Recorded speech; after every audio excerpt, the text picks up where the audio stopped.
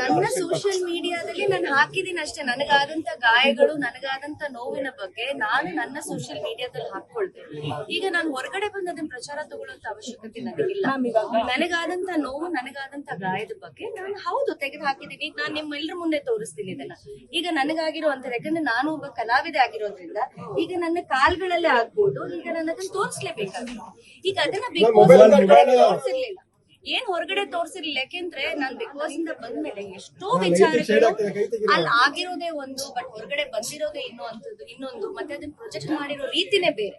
ಹಾಗಾಗಿ ನಾನು ಕೂಡ ಒಬ್ಬ ಟಫ್ ಕಂಟೆಂಡರ್ ಆಗಿ ಅಲ್ಲಿ ಇದ್ದಾಗ, ಯಾಕಂದ್ರೆ ಅಲ್ಲಿ ನೋವಾಗ್ತಿದೆ, ನಮ್ಗೆ ಏನೋ ಒಂದು ದೈಹಿಕವಾಗಿ ಹಲ್ಲೆ ಆಗ್ತಿದೆ, ಮಾನಸಿಕವಾಗಿ ಹಲ್ಲೆ ಆಗ್ತಿದೆ ಅಂದಾಗ ನಾವ್ ಯಾರನ್ನ ಕೇಳ್ಬೇಕು? ನಮಗ್ ಗೊತ್ತಿಲ್ಲ ಅಲ್ಲಿ ಎಷ್ಟು ಅದನ್ನ ಪ್ರೊಜೆಕ್ಟ್ ಮಾಡಿದ್ರೆ, ಎಷ್ಟು ತೋರಿಸಿದಾರೆ ಅಂತ.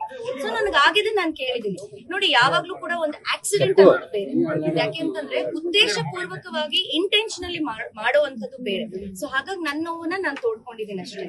ಸೊ ಕೆಲವರಿಗೆ ಅದು ಅವರೇ ಮಾಡಿದ್ದಾರೆ ಅನ್ನೋದೇ ಆದ್ರೆ, ಅಥವಾ ಅವ್ರಿಗೆ ಯಾಕೆ ಅದು ಆ ರೀತಿ ಬಿಂಬಿಸ್ತಾ ಇದಾರೆ ಸೋಷಿಯಲ್ ಮೀಡಿಯಾದಲ್ಲಿ ಅಂತ ನನಗೆ ಗೊತ್ತಿಲ್ಲ.